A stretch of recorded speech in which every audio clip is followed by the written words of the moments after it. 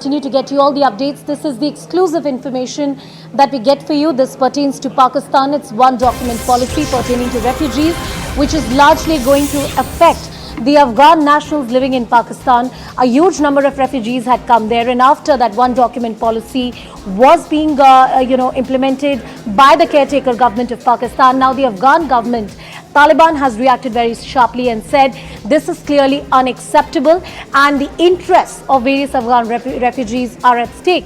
This also points out how the relationship between the two nations, Pakistan and Afghanistan, are not at a good point at this moment. Let me also cut across to Anand Narasimhan, who is with us on the broadcast to give us more perspective. You're also playing out a reaction.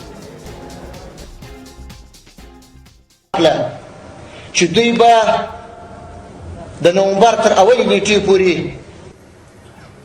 د پاکستان څخه وځي دا پریکړه موږ غندو دا پریکړه غیر عادلانه بې انصافه پریکړه ده موږ د پاکستان د شریف او درانه ولس څخه او د هغوی د علماء کرامو او هغو درنو سیاسیونو څخه. Let me cut across to my colleague Anand Narasimhan, who is with us on the broadcast to give us more perspective about this. Anand, we spoke about the story yesterday and you pointed out the history that exists between the two nations. How do you see this panning out? This is a caretaker government in Pakistan.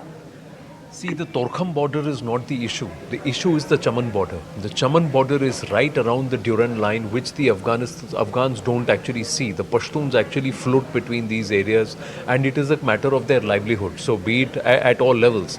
And so far, the Pakistanis are now turning around and saying, and it's the military establishment, they are turning around and saying that this has now become a whole open free-for-all for guns, goons, gangsters, smugglers, etc.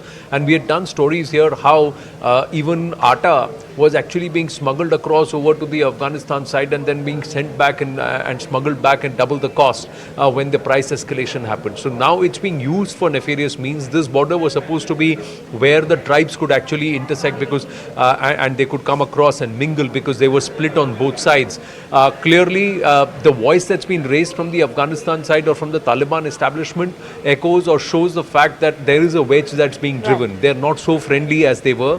Let's not forget that this very border was used by the Pakistanis to ferry the Taliban into Pakistani soil, to train them and then send them back into Afghan soil when things were different and geopolitically Pakistan was being coveted by the Americans at that time to fight this war in Afghanistan, the never-ending war as it was being said. So it is through this line only that Osama bin Laden also found his way into Pakistan and found himself seated in Abbottabad.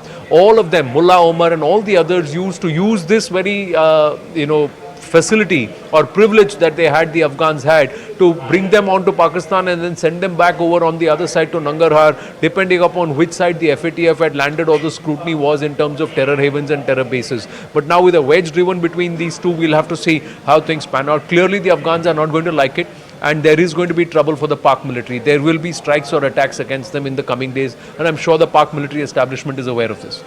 Anand, stay with us on the broadcast. There's some more latest